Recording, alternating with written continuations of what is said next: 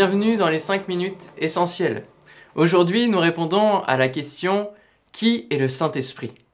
Et nous faisons bien de poser cette question en commençant par « Qui est le Saint-Esprit ?» plutôt que « Qu'est-ce que le Saint-Esprit ?» Car il est important de rappeler en tout premier lieu que le Saint-Esprit est quelqu'un et non quelque chose. C'est une personne.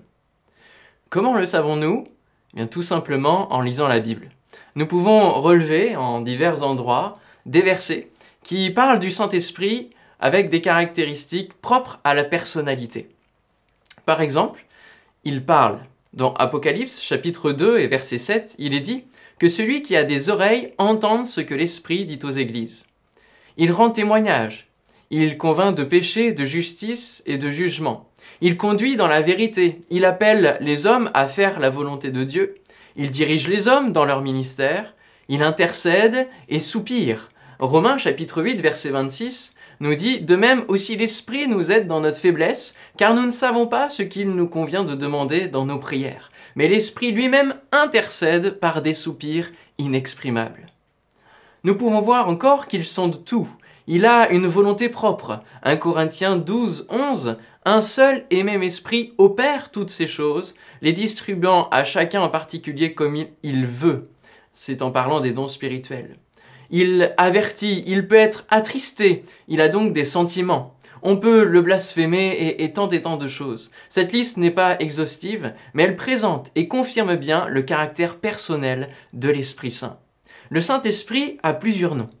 Il est appelé de différentes manières dans la Bible, telles que l'Esprit de Dieu ou l'Esprit de Christ, ou encore l'Esprit du Seigneur, l'Esprit de Jésus, l'Esprit de l'Éternel. Je déclinerai en 3 termes le Saint-Esprit dans ce qu'il est pour le définir. Premièrement, je l'appellerai l'agent bâtisseur.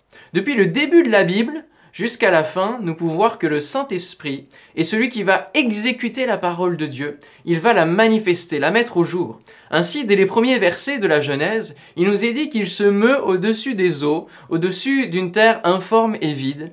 Et lorsque la parole de création va se faire entendre, l'Esprit se met en action et la création apparaît. Et cela dans tous les domaines. Lorsque nous rencontrons Christ, c'est le Saint-Esprit qui nous amène à la repentance et à recevoir la paix et le pardon divin. Il est comme un agent envoyé pour exécuter les décisions de la divinité. C'est pour cela que Jésus annonce, dans l'évangile de Jean, au chapitre 16 et verset 13, en parlant de l'Esprit, qu'il ne parlera pas de lui-même.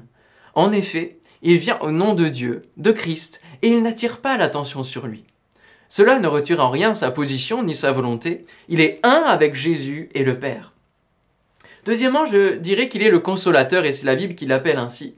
Après la résurrection puis l'ascension de Jésus, les disciples se sont retrouvés seuls, mais Jésus leur a promis d'envoyer l'Esprit afin de les consoler de cette absence.